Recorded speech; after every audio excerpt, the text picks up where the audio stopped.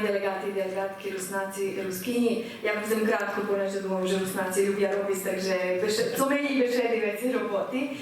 Tako bym zauważyła, że predsjedateljstvu, že nemajú ani jednu ženu. Думаю, že Rusnaci nemajú s tým problém, že by ženom dali hlavné slovo. Nikda sme nehľadali tú rovnoprávnosť, ale думаю, že to vychodzelo už z nás, takže molim predsjedateljstvo, že by medzi sebe vybrali ženy.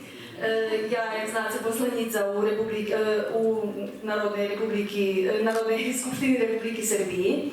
Už ne poviem od 2010 roku, takže naša skupština dosť dobre funkcionuje, to zná pán Petro Bul i rozmenjujeme veci iskustva okreme, čo sa dotýka školstva, ale pohvalim naš parlament, že sme pred rokom uvedli, že by každý poslanik mohol beše dolazať na svojim macerinskim jazyku, keď išao zakon o nacionalnih menšinov, takže to bol môj amandman, ktorý i Ministerstvo za lokalnu samoupravu, a i vlada, i poslaniki vyhlasali, že by sme bešedovali na svojom jazyku, takže poslaniki už to kasujeme, ešte nedostávame písaní materiály na svojom jazyku, ale bešedujeme na svojom jazyku, znači máme i prekladateľa, ktorý Rusnak i to už dobre funkcionuje, takže povolujem i vašo parlamenti z tých rozličných žemov, že by primenjali toto, co porobila Srbija, hoď sme nie u Evropske unije, mi i Ukrajina, nažalj, ali pripadamy tomu globalnому švetu.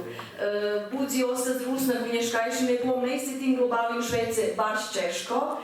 Toto, že naša draha prosta, думам, že nie naša draha Rusnaka baš Češka, bola vše Češka i nás Rusnacov, ktorí sme 270 roky na prostore Panoniji, terašnjej Srbiji, Vojvodini i tak dalje, ali думам, že všetci máme toto spokusu, že u svojim očuvanju nacionalnog identiteta nam Češko, pretože žijeme medzi vekšinskima narodami, ktorí nevše majú toto porozumenje, že bi čuvali naš identitet i naše osobnosti, ale zažem taki švetovo kongresi, naša stretanja, naša poznanstva, vše prinoša tomu dobromu, že by sme zmocnijeli to svoj identitet i že by sme všetko toto, co može buď jedni primenjeli, probovali primenjiť u svojich državoch. Okreme, jak i pán Petro, думам, že treba, že by nam prioritet bolo obrazovanje.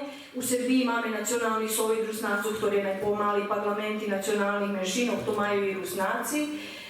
Možem povedať, že nie všetci u nás jezdajú na CCRO tam, nie všetci majú toto čústvo, že obrazovanie najvažnejšie. Takže думам, že všetci my, ktorí prichodzíme z rozličných državov, ja to predkladam, že by sme napravili jeden, najpoviem, mocný odbor, ktorý sa bude volať odbor za obrazovanie medzi Rusnacami zo celého sveta. Bo všetci na Švece Rusnaci, ja to ešte neznajú. Takže...